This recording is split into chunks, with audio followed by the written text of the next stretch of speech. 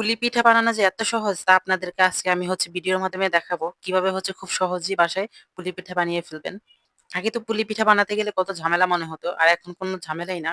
বানাতে ১০ মিনিটের ব্যাপার। আর একদম কাটাকাটির ঝামেলা ছাড়া এটার ভিতরে দিয়ে টিপ দিবেন আর একদম সুন্দরভাবে পিঠা হয়ে বের হয়ে আসবে। ঝামেলা ছাড়া খুবই সহজে বানানো যায়। যারা পুলি পিঠা পছন্দ করেন তারা এভাবে বানিয়ে নিতে পারেন। চলুন দেখে নেওয়া যাক কিভাবে বানিয়ে নিতে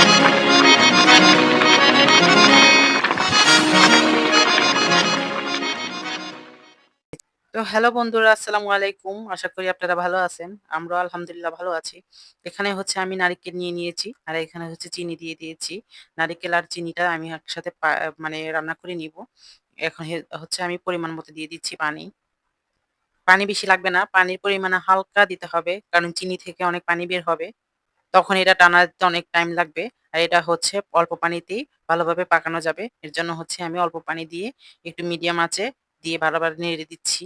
চুলার আঁচ এ পর্যায়ে মিডিয়ামে থাকবে, তা না হলে কিন্তু পুড়ে যাবে। চুলার আঁচ মিডিয়ামে রেখে বারে নেড়ে দিতে হবে আর ভালো করে রান্না করে নিতে হবে।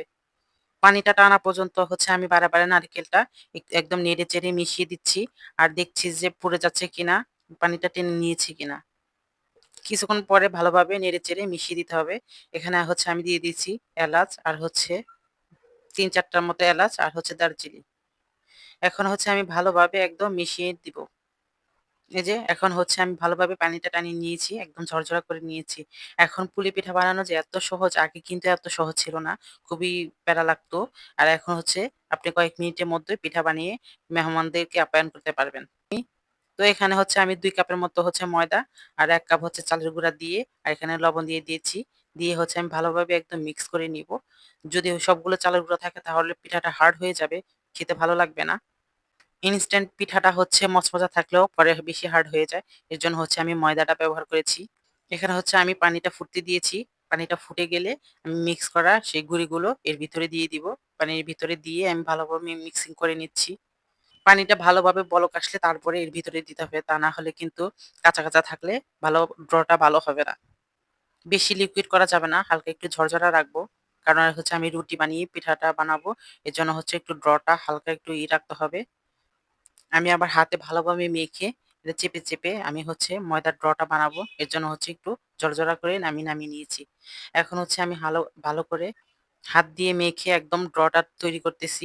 গরম আমার কষ্ট হচ্ছে। তারপরে আমি গরম অবস্থায় কিন্তু এটা ড্রটা তৈরি করতে হবে। তা না হলে কিন্তু ঠান্ডা হলে এটা হার্ড হয়ে যাবে। তখন আর এভাবে ড্রটা মিক্সিং করতে পারবেন না। দেখেন কত সুন্দর একদম পারফেক্ট ভাবে হয়েছে ড্রটা। বেশি শক্ত না, বেশি নরমও না। এটা দিয়ে রুটি বানালে খুব সুন্দর সাইজ হবে। এখন আমি ভালোভাবে একদম ড্রটা তৈরি করে রেখেছি। আমি এখন ছোট করে বল করে নিব। কারণ আমি ছোট করে রুটি বানালে এটা পিঠার শেপটা সুন্দরভাবে আসবে। এজন্য আমি ছোট করে বল বানিয়ে নিয়েছি। সবগুলো দিয়ে একটা বল দিয়ে একটা রুটি হবে। এজন্য আমি একটা বল নিয়ে সুন্দরভাবে একটা রুটি বানিয়ে নিচ্ছি। আগে আমার আম্মুকে দেখছি বড় রুটি বানিয়ে এর ভিতরে পুরটা দিয়ে কেটে নিত। এখন এত ঝামেলা ছাড়া খুব সহজভাবে ছোট্ট একটা গোল্লা করে আমি রুটিটা বানিয়ে দিয়েছি। এখন আমি আমি এখন পুলি পিঠার খাঁজের ভিতরে আমি তেল মাখিয়ে নিব। তেল মাখিয়ে এর ভিতরে আমি রুটিটা দিব। তা না হলে লেগে যায় তেল না দিলে।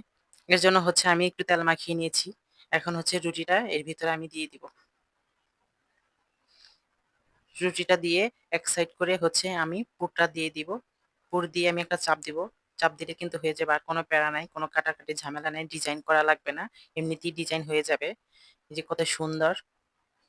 একটা চাপ দিলে হয়ে যাবে। এখন আমি এভাবে কেটে নিব। এখন খুলে ফেললে সুন্দরভাবে পিঠাটা ডিজাইন হয়ে বের হয়ে আসবে। একদম সুন্দর ডিজাইন করা। নতুন জামাই আসলে এভাবে আপনারা পিঠা বানিয়ে দিতে পারেন। খুবই পছন্দ করবে। আমরা এই পিঠাটাকে পুলি পিঠা বলে থাকি। আর কোন অঞ্চলে কি পিঠা বলে জানি না। কুলি পিঠাও বলে, পুলি পিঠাও বলে এই পিঠাটাকে। জামাই আপ্যায়নে এই পিঠাটা রাখতে পারেন। তো আমি প্রত্যেকটা এভাবে এই শেপে আমি পিঠাগুলা এভাবে বানিয়ে নিব। খুবই সহজভাবে, বেশি টাইম লাগে না। পিঠার খাঁজ দিয়ে বেশি টাইম লাগে না। অনেকগুলো খুবই সহজে তাড়াতাড়ি করে বানিয়ে নিতে পারবেন। আর কেটে নিলে অনেক টাইম লাগে। এই যে আমি নিমিষে অনেকগুলো পিঠা বানিয়ে নিয়েছি। একেকটা একেক ডিজাইনের। খুব সুন্দরভাবে খুব তাড়াতাড়ি হচ্ছে বানিয়ে নিতে পারবেন। এখানে কিন্তু বড় ছোট সাইজ হবে না। সবগুলো একই সাইজ হবে। এই পিঠাগুলো হচ্ছে পরিবেশন করলে দেখতে খুবই সুন্দর লাগে। আর ফুলের ডিজাইন করা এর জন্য হচ্ছে বেশি সুন্দর আকর্ষণীয় লাগে। আমি হচ্ছে কোনো প্রমোশনাল ভিডিও করতেছি না। আপনারা হচ্ছে এভাবে খাজ দিয়ে বানিয়ে দেখতে পারেন। দেখবেন আপনাদেরও খুবই ভালো লাগবে। এভাবে পিঠা বানালে খুবই সহজ হয়, খুবই সুন্দর হয়। আর এই পিঠা হচ্ছে সবাই পছন্দ করে, কে না পছন্দ করে। আমাদের অঞ্চলে হচ্ছে নারিকেল দিয়েও বানায়, আবার এর ভিতরে হচ্ছে তিল দিয়েও পিঠাটা বানানো হয় খুবই সহজভাবে। আপনারা চাইলে হচ্ছে এভাবে মাংস কিমা দিয়েও হচ্ছে বানাতে পারেন। তারপরে হচ্ছে তিল দিয়েও বানাতে পারেন। সবকিছু এভাবে ডিজাইন করে পুলি পিঠার মতো এভাবে বানিয়ে নিতে পারবেন, ঝামেলা ছাড়া।